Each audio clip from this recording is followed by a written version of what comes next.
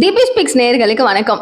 தமிழக வெற்றி கழகம் ஓகேவா, இவங்க எப்படி வந்தாங்க, ஆட்சி பிடிச்சாங்க, எல்லாருக்கும் எல்லாமே தெரியும். விஜய் அவர்களுடைய ஒற்றை முகத்தால மட்டும்தான் மீதம் இருக்கிற எல்லா எம்எல்ஏஸும் குடியேறினாங்க அப்படிங்கிற எல்லா உண்மையும் நம்ம எல்லாருமே அறிஞ்சதுதான். சோ இப்படி இருக்கும்போது சீமான் அவர்கள் விமர்சனம் செய்யறாரு. ஒரு எதிர்கட்சி தலைவர்களாக இருக்கும் போதும், ஒரு எதிரெதிரில நிறைய கட்சிகள் இருக்கும் பட்சத்துல நிறைய நபர்கள் கேள்விகள் அப்படிங்கிறது கேட்கதான் செய்வாங்க. ஏன் சீமான் கேட்க கூடாதா அப்படிங்கிற கேள்வியும் நான் முன் வைக்கிறேன். சோ சீமான் அவர்கள் இப்படி விமர்சனம் செய்யறாரு அப்படின்னு சொல்லும் போது அந்த எம்எல்ஏ சீமான் யாரு, எம்எல்ஏவா இல்ல எம்பியா அப்படின்னு சொல்லி கேட்கிற பாணிங்கிறது நல்லா இருக்கா?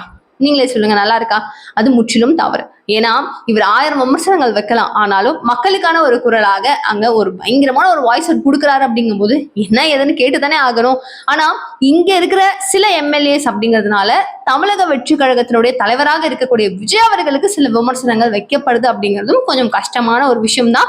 அது என்ன ஏது அப்படிங்கறத கொஞ்சம் பார்த்து செஞ்சு விட்டீங்கன்னா நல்லா இருக்கும். இது மட்டும் இல்லாம சீமான் அவர்கள் தமிழக வெற்றி கழகத்தை எதிர்த்து பல கேள்விகள் கேட்கிறாரு, போட்டு விளாசுறாரு, பயங்கரமா புரட்டி எடுக்கிறாரு. அப்படின்னா இவருக்கு பின்னாடி வச்சுட்டு இயங்குறது, குத்தி விட்டு மேல தூக்குறது எல்லாமே திமுகவும் அதிமுகவும் சேர்ந்துதான் அப்படிங்கிற ஒரு குற்றச்சாட்டும் இருக்கு. இது உண்மையாவே நீங்க ஆமான்னு நினைக்கிறீங்களா அப்படிங்கிற உங்களுடைய கருத்துக்களை மறக்காம கீழே கமெண்ட் பாக்ஸ் சொல்லுங்க.